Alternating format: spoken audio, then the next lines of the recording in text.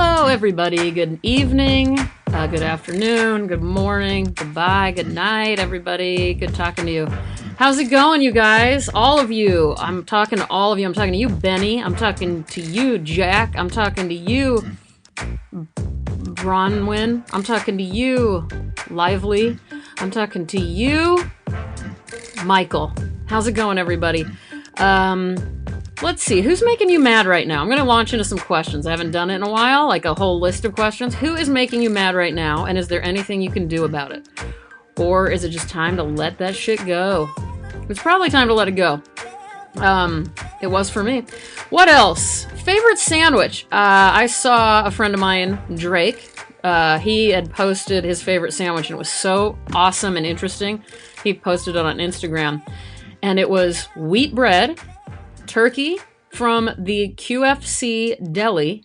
QFC is a grocery store, if you're not familiar. Okay, and then 2 Sociables crackers, wheat crackers, and, oh, I know, potato salad from the deli, smeared on one side, and then a little Tabasco.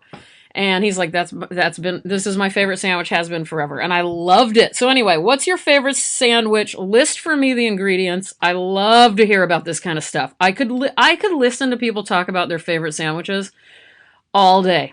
I don't know. I have so many. Let me come back to that one. Also, I love putting, I thought it was interesting about crackers in there because I would put potato chips in my sandwich. I love putting potato chips in my sandwiches. Especially for me, the top choice potato chip inside a sandwich would be Lay's. Classic Lay's. The thin, salty potato chip. Nothing better than that. Okay, it's also soup weather. At least it is here where I am, thank God. It also gets to be dark at about 3 or 4 p.m. here. And it's awesome to me. I wish it would stay like this all year. So anyway, soup weather. What's your favorite soup? My favorite soup, I'm going to go ahead and sound like an asshole here, is a soup I make. It's my own French onion soup. And nobody can talk about French onion soup around me without me being like, yeah, I make it better. I don't even want to hear about it. I've had Anthony Bourdain's French onion soup. I've had French onion soup in France and many other places on earth. And I'm telling you, if I could make the world French onion soup, everybody would be obsessed with me. All right, it's also comfort movie time, in my opinion. The winter is for comfort movies, like whatever is your chicken soup movie, your feeling good, getting cuddled up on the blanket with a heating pad, just for the hell of it kind of time. I've asked this before, and I love all of your responses, so please respond to me on Instagram or Twitter. I'm Robin O'Neill, or no, I'm not. I'm ROBYN_ONEIL. Let me know. I'm not, you know what? Never mind. I was about to announce something. I'm not going to announce it. Anyway, comfort movies for me, Pretty in Pink, and I haven't seen it in a long time. Time to watch that. Karate Kid, #1 favorite movie, comfort movie. I would say another comfort movie for me is Silence of the Lambs. Rad, BMX biking movie from the 80s. Rad, that's a comfort movie for me. Haven't seen that in a while either. Well, that's enough. I just gave you 4. I feel like I want to throw one more in there, though. Let me hit pause. I know one. The original Pete's Dragon, the Disney movie from, I don't know if it was the 60s or 70s. Anyway, I love that movie so much with Helen Reddy. And I know every single line of every song. I'm not going to sing it to you guys, but trust me on that. Okay, so those are my questions for you. Let's talk it out. I still don't know my favorite sandwich. I mean, I love sandwiches so much, and I don't eat them enough, actually. I love a turkey sandwich. I love anything. Yeah, I love anything with turkey. Oh, no, you know what my favorite sandwich is? It's another one that I made myself. I made it, and my friend Stephanie, shout out to Stephanie in Oklahoma. Although, did you move again, Stephanie? I can't remember. Anyway, she once worked at a place in Oklahoma that had these vegetarian sandwiches, and she took a photo of it and posted it on Flickr way back in the day. And I remember always thinking that's the best sandwich on earth. So it's just a vegetarian sandwich with a whole bunch of stuff. But what I did, it was like roasted beets, shaved carrots, thinly sliced red onions, a little bit of, there's some sort of cheese on it though. Maybe like a spreadable cheese of some kind, maybe. a million things. Oh, I know what's a really good sandwich topping. Like sunflower seeds. That is really good on a sandwich. There's a lot of other things on there. Maybe it was feta that was my cheese, and pickled cucumbers. Anyway, God, my mouth is watering. This is so gross, but I am so hungry right now. Okay, so do you guys know what QVC is? I don't know what it stands for, but it's the shopping channel that you'll see sometimes when you're at the hotels. Have I even talked to you guys about my newest obsession? It's also, I thought of it because it's a comfort thing for me. When I have QVC on, like I'll put it on my phone just while I'm taking a shower and getting ready for the day or cleaning or something. And I could listen to these people talk about all of this dumb stuff that they try to sell all day. It is so funny, number one. These people are the funniest people on television, legitimately, especially two of them. One, my favorite, David. Two, my other favorite, Rick. These two guys are so unbelievably impassioned by what they do. You guys have to check it out. I also kind of like Sean. That's a female Sean who wears glasses. I don't know. Does anybody else watch QVC, or is it just Damien and me? Because we became obsessed while being on the road at some point and just having a hotel. I've always loved QVC, but there's something about in a hotel that's even better. So, and yes, I have finally bought some stuff. The first purchase I made was for, it's over here. It isn't installed yet in my new studio because my studio is not ready, but it's basically a space heater, but it looks just like a fireplace. And it even has a mantle on it and everything. It's beautiful. And so that's what finally convinced us to buy something. And then I also bought an Isaac Mizrahi turtleneck. I bought, these things that when you're boiling pasta and your pasta water boils over, these things you lay on top and it will not boil over ever. It's this rubberized stuff that you put on top. But it's like, it isn't bad for you. It doesn't leach out bad chemicals. And then you put that, and then you put like broccoli or whatever you want to steam on top of it, and then the lid on top of that, and you do double duty. You're steaming things while you're boiling your pasta. So I got that, and I can't remember what else. Anyway, so that's my newest obsession and comfort thing. I would prefer that over movies right now. I just like having it on while I do things. I also just got back from a trip, everybody. I turned the phone off and just decided to explore and wander around with Damien for his birthday on some islands out here in the Pacific Northwest. So I haven't really said, my dad kind of outed me accidentally. I didn't want to tell you guys where I lived, and then my dad said I lived in the Pacific Northwest. And I won't say exactly where I live, but I don't live in Seattle, but I live near enough Seattle. So Seattle is the way to say it, I guess. And I live near the Puget Sound, so we took a trip over to Port Townsend. And if anyone's ever been there, you'll know it's so beautiful. And we went over Deception Pass, which is the most beautiful. I mean, I don't even know how to describe it. And I saw sea lions swimming around and all sorts of amazing seabirds. We actually saw the movie The Lighthouse with Willem Dafoe and Robert Pattinson while we were there. So that was kind of funny because there's a famous lighthouse on the Port Townsend on the island. Also ate at the most amazing Italian restaurant I can't even tell you how good this food was. But what was I going to say? Oh, has anybody else seen The Lighthouse? Because I had some pretty strong reactions against it, even though there are definitely good things, like Willem Dafoe's awesome. Robert Pattinson is terrible. Sorry, Robert, if you're listening. But you were not good, and I know you think you were. And also to the director, I know you think you're good too, but really, I could have a talk with you about things. It just reminded me of being in art school watching this thing in a bad way, in a really bad way. But it's beautiful in some ways. It's a square format lens, and I don't know. It looked like, some of the time I thought I was watching like a 90s Nine Inch Nails video or something. So, and I say that again, not in a good way. Anyway, so it was amazing to get out. And then there was a bookstore. Hold on, let me grab this. I'm still here. I'm just trying to grab too many things. Hold on. Okay. What was the bookstore? Okay, shout out to William James Booksellers. Fine books bought and sold. Port Townsend. I bet they've been around forever. They don't say on their bookmark here, but anyway, it's in downtown Port Townsend. I also went to the best coffee shop. there. And I would say the one that gets the highest reviews was not my favorite one. The coffee shop. I love that I'm planning, like anybody's going to go to Port Townsend because I'm saying so, but just in case, Better Living Through Coffee is my favorite place to go get coffee in Port Townsend. Now I know.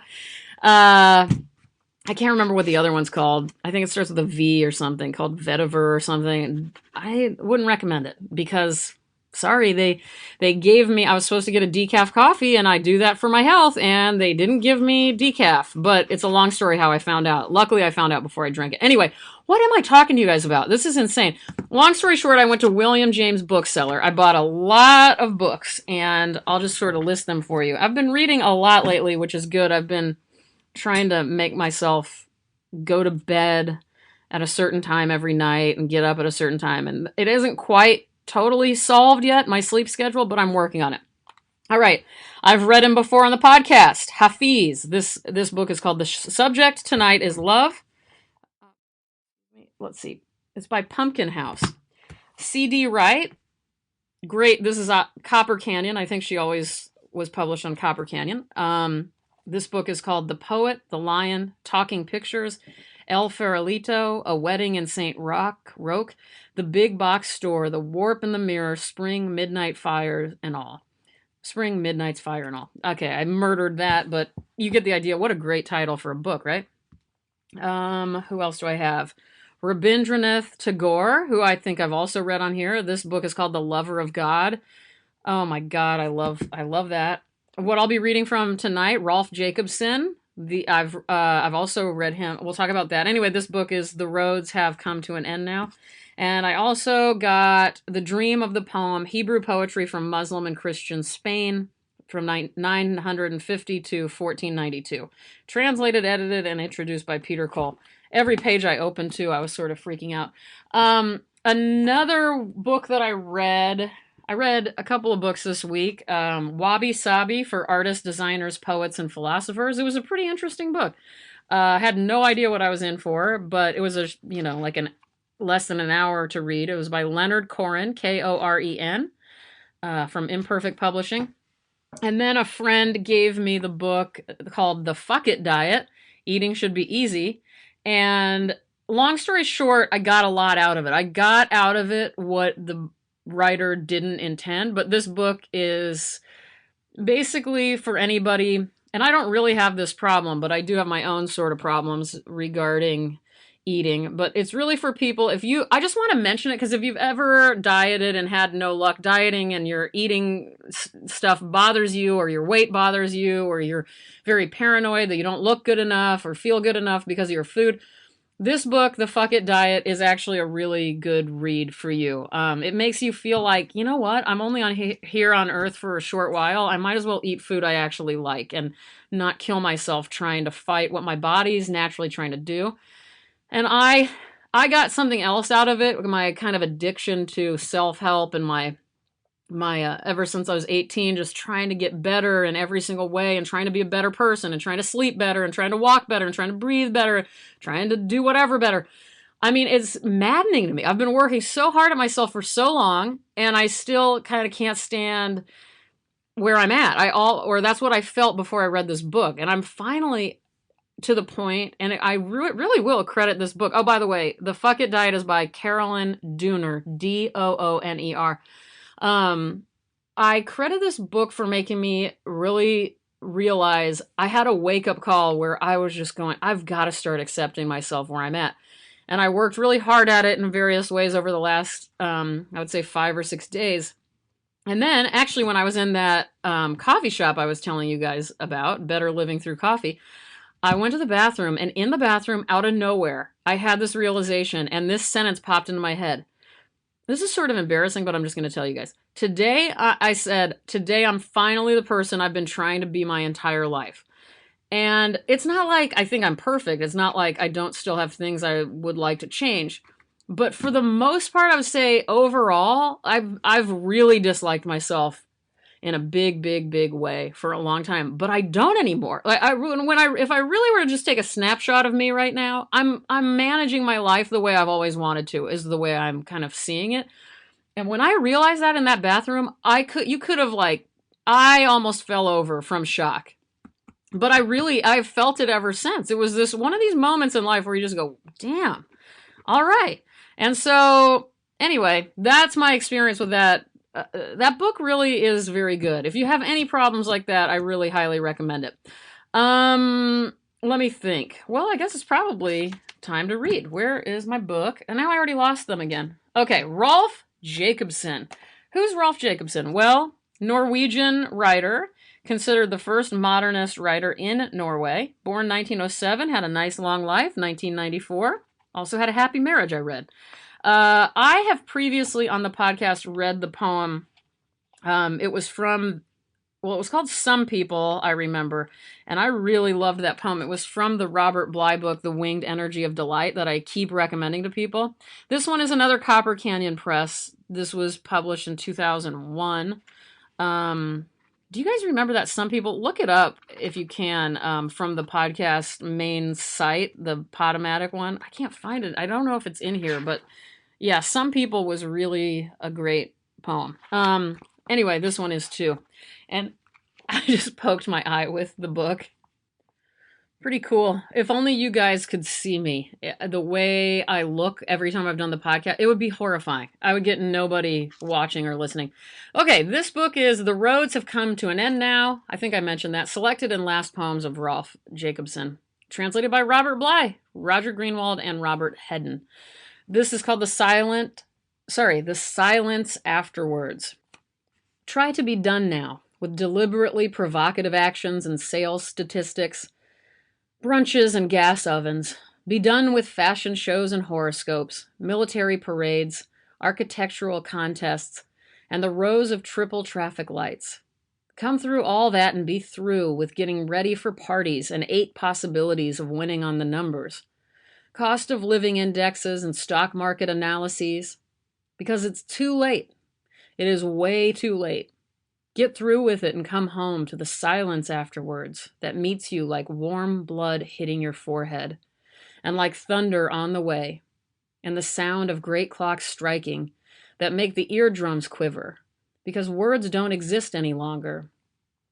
There are no more words. From now on, all talk will take place with the voices stones and trees have. The silence that lives in the grass on the underside of each blade and in the blue space between the stones. The silence that follows shots and birdsong.